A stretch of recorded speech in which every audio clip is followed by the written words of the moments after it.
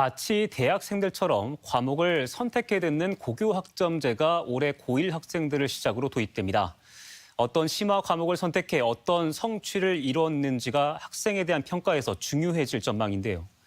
작은 학교가 많은 지역 특성상 많은 과목을 개설할 수 없고 입시와 교육의 질 면에서 도농 간 격차가 커지는 것 아니냐는 우려가 나옵니다. 허연호 기자입니다. 인공지능 수학과 도시의 미래 탐구, 행성 우주과학까지 고교 학점제 도입으로 일선 고등학교에 새롭게 개설될 과목들입니다. 올해 고교 신입생들은 1학년 때 국영수 등 공통 과목을 수강한 뒤 2학년부터 본인 진로에 따라 이 같은 과목을 선택해 듣게 됩니다.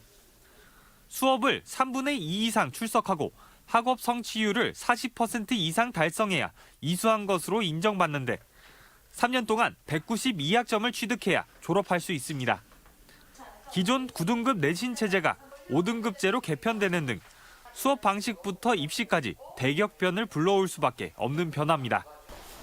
당장 융합형으로 개편된 수능마저도 1학년 때 배운 사회과학 공통과목과 일부 국영수 선택 과목을 중심으로 출제될 전망이다 보니 단순 정량평가보다는 어떤 과목을 수강해 어떤 성취를 이뤘는지 학생의 학업 설계 자체에 대한 평가 비중이 커질 것이라는 전망도 있습니다.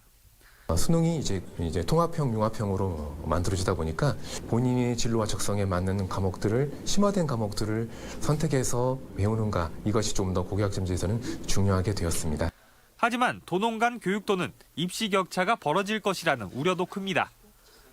전북 소재 133개 고등학교 중 40%에 달하는 53개 학교가 12학급 이하의 작은 학교이기 때문입니다.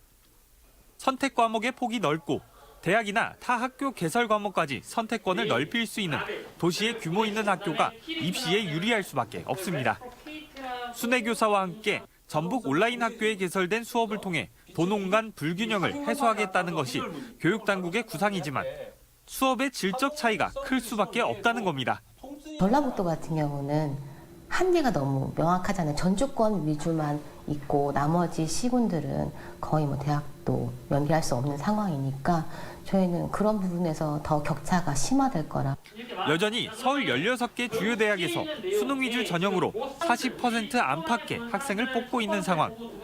정시 확대 기조와 고교 학점제 사이의 엇박자는 오히려 사교육 의존 심화를 불러오는 것 아니냐는 시선도 여전합니다. MBC 뉴스 허연호입니다.